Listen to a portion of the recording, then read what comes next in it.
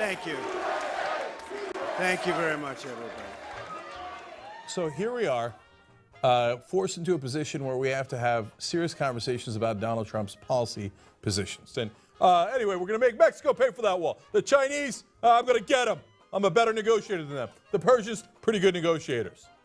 This is what substitutes for foreign policy in Donald Trump world. But this is from Donald Trump in 2011. I very simply said that Iran is going to take over Iraq, and if that's going to happen, we should just stay there and take the oil. They want the oil. Why should we? We denuded Iraq. Iran is going to walk in and take over the second largest oil fields in the world. Oh, man, maybe he didn't mean take the oil. I mean, that's a ridiculous proposition, right?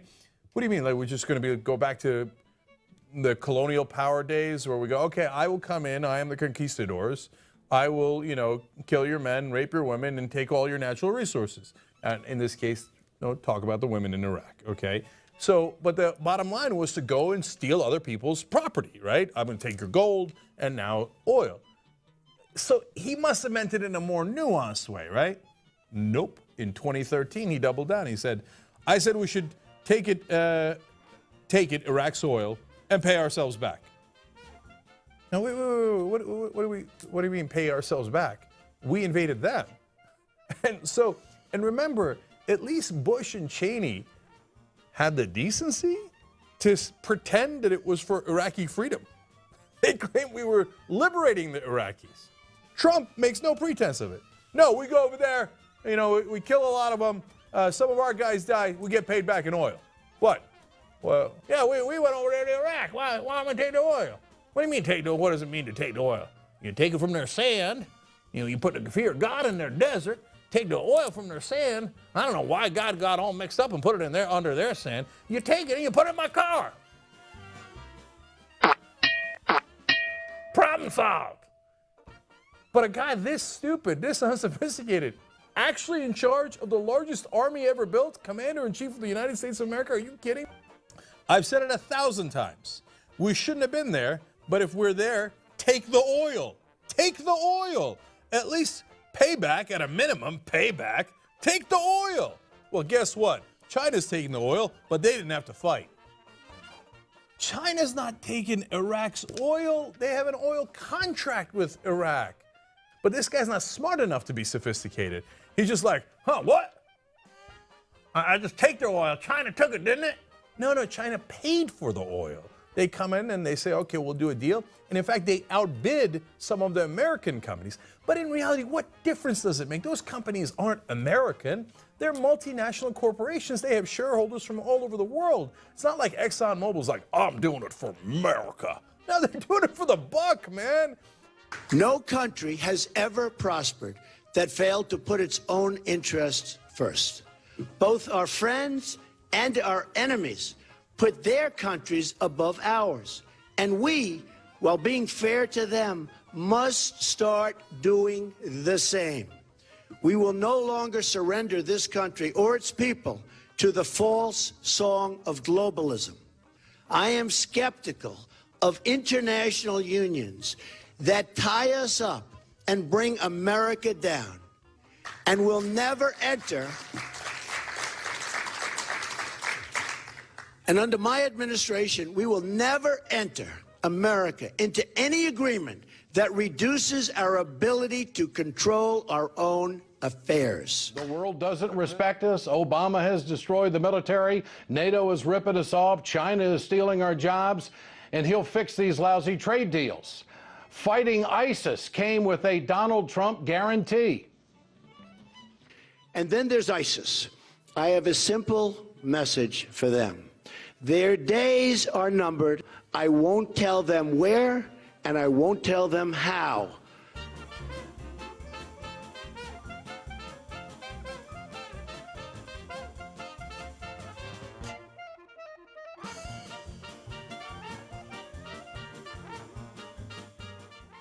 We must, as a nation, be more unpredictable. We are totally predictable.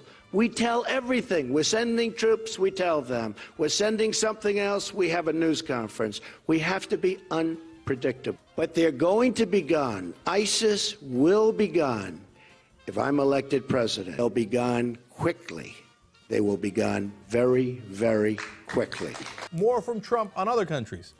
In 2011, as Libya exploded in a civil war, as Vox explains, Trump said the U.S. should invade to take the oil. Dude, if you're president of the United States and you go to a country like Iraq or Libya and say, I'm here to take your oil, you know what you're going to do? You're going to cause every Libyan, remember, most of the Libyans were on our side because we were helping to get toppled the dictator Gaddafi. Now, afterwards, it became enormously complicated because they had factional fighting. But in the beginning, most of the population was happy that we were taking down Gaddafi. But if, as you're taking down Gaddafi, you say, oh, by the way, I'm doing it to steal your oil, to steal all of your natural resources, you're not going to get paid off of it, I'm going to get paid off of it. Then I'm pretty sure the Libyan people would have been against us. The Iraqi people, as we had all those ground troops in Iraq, would have all been against us if we declared our stated purpose was to rob them blind.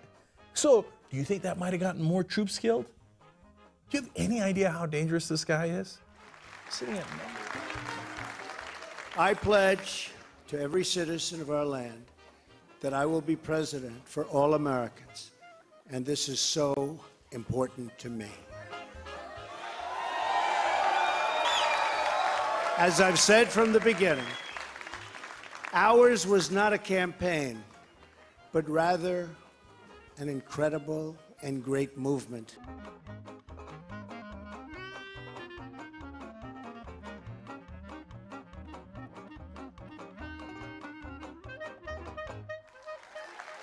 It's a movement comprised of Americans from all races, religions, backgrounds, and beliefs who want and expect our government to serve the people, and serve the people it will.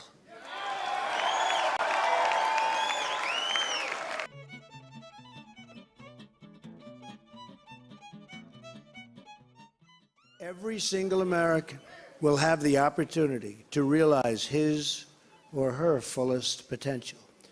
The forgotten men and women of our country will be forgotten no longer. We are going to fix our inner cities and rebuild our highways, bridges, tunnels, airports, schools, hospitals. We're going to rebuild our infrastructure, which will become, by the way, second to none. And we will put millions of our people to work as we rebuild it.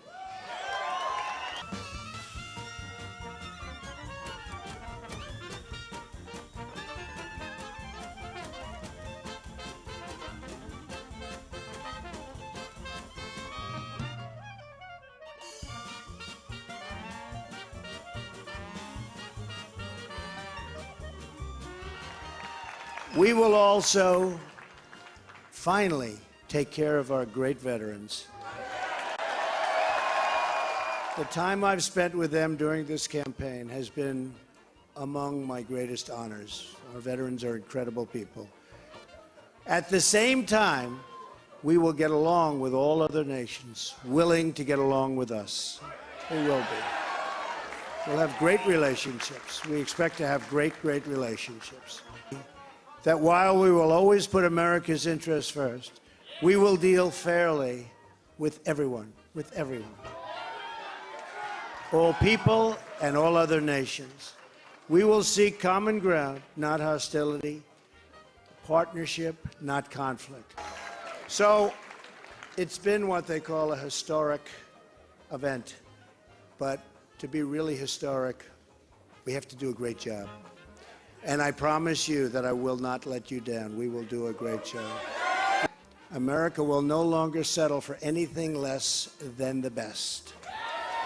We're going to dream of things for our country, and beautiful things, and successful things once again.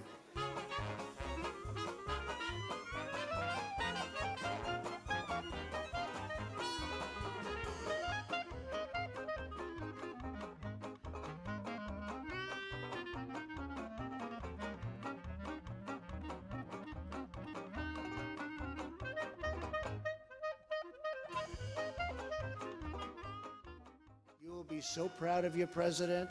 You'll be so proud. You'll be so proud of your president. You'll be so proud. Again, it's my honor. It was an amazing evening. It's been an amazing 2-year period. And I love this country. Thank you. Thank you very much.